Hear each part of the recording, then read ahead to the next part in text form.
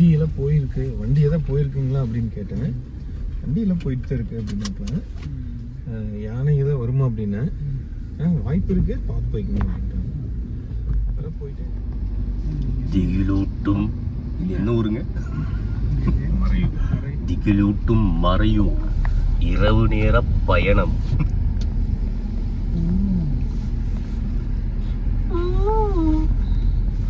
வயிறு சரியில்லையா? நான் வந்து ஹாரர் எஃபெக்ட் கொடுக்குறேன், நீங்க கக்கூஸ்வர் எஃபெக்ட் கொண்டு வந்து லிங்க் பண்றீங்க. என்னோட ஆடியன்ஸ் பார்த்தா என்ன நினைப்பாங்க?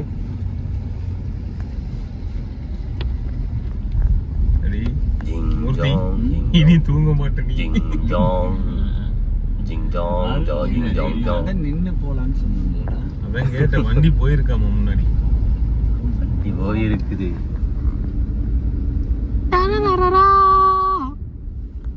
அது என்ன யானை மாதிரி தெரியுது? மரமா? நல்ல ஒரு அனுபவம். மறையூர் போற வரைக்கும் பிளைனஸா இருக்கு.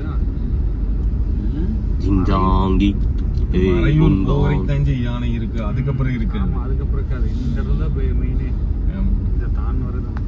ஏழுமலையாங்கோல் கட்டாங்க சொல்றது. இந்த செக் போஸ்ட்ல ஆல்டோ போச்சு. நம்ம பயந்துட்டு வந்துட்டு இருந்தோமா, செக் போஸ்ட்ல கேட்ட ஒரு ஆல்டோ போச்சே பாத்தீங்களான்னு. இல்லையே, நான் இவனை ஏதோ ஒளிஞ்சிட்டு இருந்திருக்கானுங்க. நம்ம போனதுக்கு அப்புறம் போலாம் அப்படின்னு பம்பிட்டு இருந்திருக்கிறானுங்க. நம்மள ஒரு வீராதி வீரன் நினைச்சு இப்படி வந்திருக்கானுங்க. அங்கே லெஃப்ட் ரைட் ஏறி வந்துட்டே அப்படி நினைச்சுதான் நீ எல்லாம் ஏமாந்துட்டு இருக்கிற. அதெல்லாம் அண்ணன் ஹெவியா பயப்படுவேன், வெளியே தெரியாம மேனேஜ் பண்ணிட்டு இருக்கேன். ஆல்டோவே தைரியமா போகுது, ஐக்ராஸ் போக மாட்டேங்குது.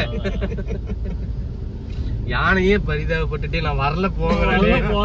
எனக்கெல்லாம் இவ்வளவு பில்டப் இல்லடா. நானே 10 ரூபா 20 ரூபா தனியா போறது ஒரு நல்ல பயமா தான் இருக்குது.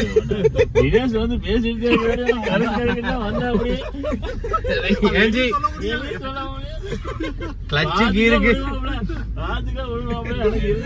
பாத்துக்க நீ பாப்ப நான் இருக்கணும். கிளட்ச் கீர்ல கரெக்டா தானே கால் வச்சிருக்கீங்க. மூர்த்தி வேற சொன்னாப்ல, காருக்கு இதுக்கு கொஞ்சம் டிஸ்டன்ஸ் விட்டு, இந்த டிஸ்டன்ஸ்ல யானை வந்துருச்சு என்னைக்கு விட்டது, அவன் தப்பிச்சு போயிருவான். 10 மீட்டர் இடைவெளி விட்டு செல்லவும். இதுல சிறுத்தை வேற வரும் போல இருக்குப்பா. சிறுத்தை நடமாட்டம் இல்ல, அந்த சிறுத்தை இவ்வளவு ஹை கிளாஸ் போகுது வேற.